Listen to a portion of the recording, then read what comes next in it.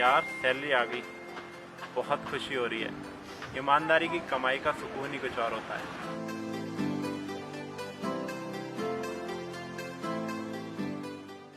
Post graduation complete होने के बाद न्यू होप टीवी में ज्वाइन करा। New hope TV south India में बहुत बड़ा एक गॉस्पल चैनल है, और जब मुझे पता लगा कि मुझे दोनों किडनी में स्टोन्स हो चुके हैं तो उसकी वजह से मुझे वहाँ से जॉब छोड़नी पड़ी और अपने शहर में वापस आना पड़ा। बेंगलोर से जॉब छोड़ने के बाद मैं घर पे बेरोजगार था और फिर मुझे जॉब के लिए दिल्ली की तरफ जाना पड़ा। दिल्ली जाने के लिए बहुत सारी मुश्किलें थी। एक तो मेरा परिवार, जिनका मैं इकलौता बेटा था, उनको मम्मी पापा को अकेला छोड़ के जाना पड़ता। तो मेरे जीवन में सुनहरा अवसर आया कि मुझे एक टीवी मिनिस्ट्री में जॉब करने का मौका मिला और मैं दिल्ली से गुड़गांव आ गया और गुड़गांव में मैंने जॉब करनी शुरू करी। और सीबीएन में काम करने पर मुझे बहुत सारी चीज़ें सीखने के लिए मिली। और यहाँ पे हर सुबह एक डिवोशन होता था जिसमें हम परमेश्वर की उपस्थिति में बैठते थे, और वहाँ पे हमने बहुत सारी चीज़ें सीखी, जैसे ऑनेस्टी, इंटीग्रिटी, सेल्फ रिस्पेक्ट, एक दूसरे से प्रेम करना और अपने परिवार से प्रेम करना। और यहाँ पे मैं सीखते सीखते मेरे को 1 साल बीत गया और इसी दौरान मेरी शादी भी हो गई और मैं शादी के बाद बेहद खुश था और हमारा जीवन बहुत अच्छा चल रहा था।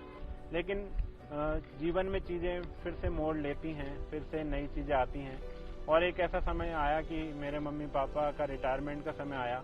उनके साथ थोड़ी थोड़ी प्रॉब्लम्स भी थी, लेकिन उस वजह से मुझे अपनी जॉब को फिर क्विट करने का प्रेशर होने लगा और इसके बाद मुझे ये फैसला करना पड़ा कि मैं जॉब छोड़ के फिर से बहुत सारी चीज़ें स्ट्रगल भरी हो गई।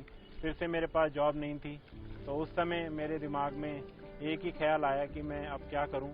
सीबीएन से रिजाइन करने के बाद एक दिन मेरे अकाउंट में एक्स्ट्रा सैलरी क्रेडिट हुई और जब मैंने चेक किया तो पता चला कि ये सैलरी मेरी पुरानी कंपनी सीबीएन से आई है। और फिर मैं थोड़ा वेट करा कि उनका कॉल आएगा, लेकिन उनका कोई कॉल नहीं आया। तो मेरे को एक चीज़ याद आई जो मैंने उसी मिनिस्ट्री में जहाँ मैं काम करता था वहाँ सीखी थी, वो थी ऑनेस्टी। और ऑनेस्टी जो है वो बेस्ट पॉलिसी होती है। मैं इस बात को वहाँ पे जाना था। जब भी मैं परेशान होता हूँ या फिर मेरे मन में दुविधा होती है तो मैं किसी परमेश्वर के भवन में आता हूँ और यहाँ मुझे सारे सवालों के जवाब मिल जाते हैं। लेकिन उस समय मैं इस भवन में आया और एक बाइबल की वर्स, और वो लूक 16:10, जिसमें लिखा था, जो थोड़े से थोड़े में ईमानदार रहे वो बड़े का अधिकारी होगा। जीवन में केवल ईमानदारी और आपकी सच्चाई काम आती है। और जो मेरे क्रिश्चियन स्टैंडर्ड्स थे वो भी मेरे को यही सिखाते थे बचपन से कि मैं परमेश्वर के साथ ईमानदार और खरा बना रहूं। और फिर मैंने अपने एचआर को फ़ोन करा और मैंने उनको सैलरी लौटाई, और उसके बाद मेरे को बहुत शांति मेरे मन को मिली और बहुत सुकून मिला। और उसी के बाद मैं बताना चाहूँगा कि मेरे जीवन में फ्लरिशमेंट आया। खुदा ने मेरे को बढ़ाया। मेरा यूट्यूब चैनल, जो कि खोजी अनुपम यूट्यूब चैनल है, उसे भी बढ़ाया। प्लस मेरा फ्रीलांस वर्क भी बहुत अच्छा चलने लगा। मैं काफ़ी सारे पास्टर्स के साथ जुड़ गया। बहुत सारी चीज़ें मेरे जीवन में स्ट्रांग हुई। मेरी फैमिली स्ट्रांग हुई।